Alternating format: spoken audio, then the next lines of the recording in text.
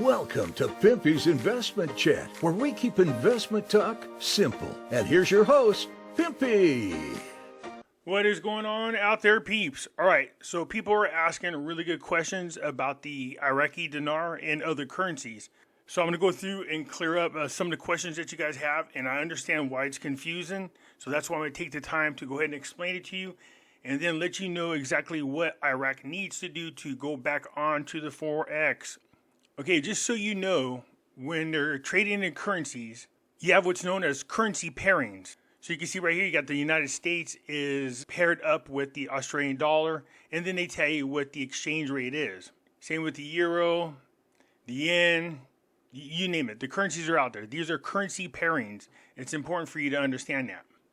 The exchange rate regime is the way a currency's value is determined against other currencies. Now, being on the Forex is different altogether. It's a place where currencies are traded. Having said that, let me straighten up a couple of things because I understand why it can be confusing. So is the Iraqi dinar pegged to the US dollar? No, not since 2021. They are now under a managed float system. So now we're talking about the exchange rate regime. They used to be pegged to the US dollar. You can get 1,180 Iraqi dinars for every US dollar. That's when they were pegged. But in 2021, the Central Bank of Iraq decided to unpeg themselves from the US dollar and move into a managed float. So under this system, the value of the Iraqi dinar is determined by supply and demand in the foreign exchange market, with the Central Bank of Iraq intervening to stabilize exchange rates when necessary. And here's where things are confusing, because up above it says under the system, the value of the Iraqi dinar is determined by supply and demand on the FOREX exchange market.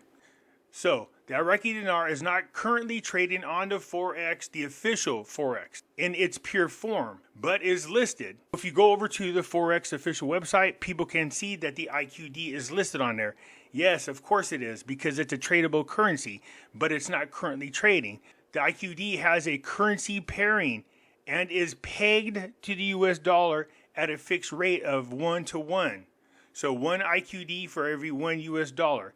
This means that there is no direct trading of the Iraqi dinar against other currencies on the Forex market. So yes, it's listed on the Forex. Yes, it has a currency pairing with the US dollar, and that pairing is equivalent to 1-to-1.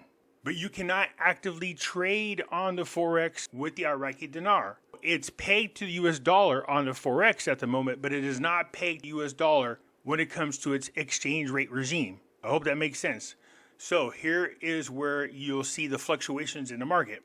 There are parallel markets where the IQD can be traded, but these markets are not officially recognized by the Central Bank of Iraq. These markets include the black market and online exchanges. However, it is important to note that trading in these markets is risky and may be subject to strict regulations and penalties. There's other exchanges out there, but the official one for the world that is recognized is the Forex.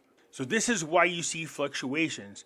You'll see articles where they say, well, in the morning it started off at 1,620 dinars for every dollar, and by the end of the day it sold for 1,630 dinars for every dollar. Yeah, they're talking about the parallel market. We want to see it get on the Forex. So also know that out there, some banks offer foreign currency accounts that allow customers to hold and trade in Iraqi dinars. These accounts are typically used by businesses and individuals who conduct transactions in Iraq or with Iraqi entities. However, the availability of these accounts may vary depending on the bank and the country in which you reside. I can tell you that the only people who are allowed to have those accounts are people who can prove that they do business in Iraq. One of the questions that people ask me all the time, what does Iraq need to do to be back on the Forex? Number one, they have to stabilize the economy. Iraq's economy has been struggling for years due to political instability, terrorism, and low oil prices. The country needs to stabilize its economy by implementing sound economic policies, reducing corruption, and increasing transparency. This could involve implementing austerity measures, increasing tax revenue, and investing in infrastructure projects. As we go through this list, I want you to pay attention to how many of these things Iraq is already currently doing or in the process of doing. Number two, improve the business environment. Iraq's business environment is considered one of the most challenging in the region. The country needs to simplify regulations, reduce bureaucracy, and increase transparency to attract foreign investment. This could involve streamlining the process of starting a business, reducing the number of required permits and licenses, and increasing access to credit.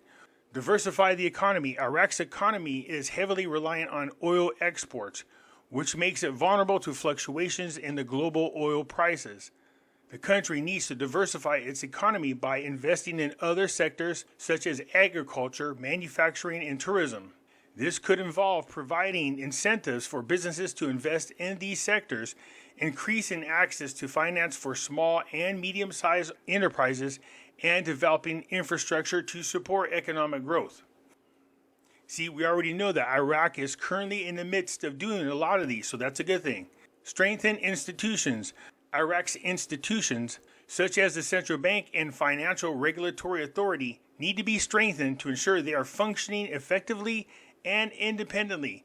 This could involve providing training and capacity building programs for the staff, improving governance and transparency, and implementing strong risk management practices.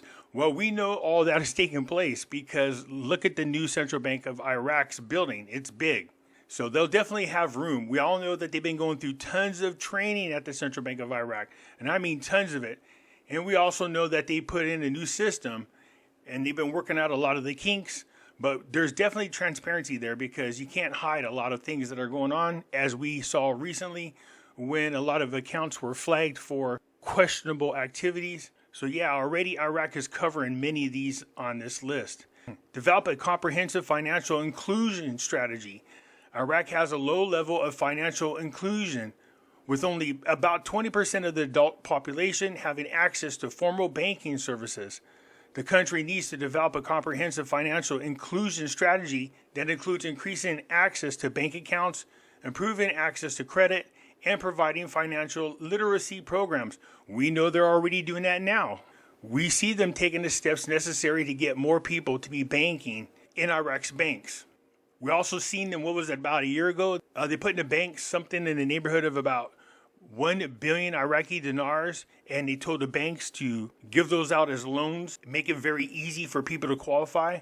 And so people were getting loans for a number of reasons. These things are already in the process, so we know where Iraq is trying to go. Invest in human capital.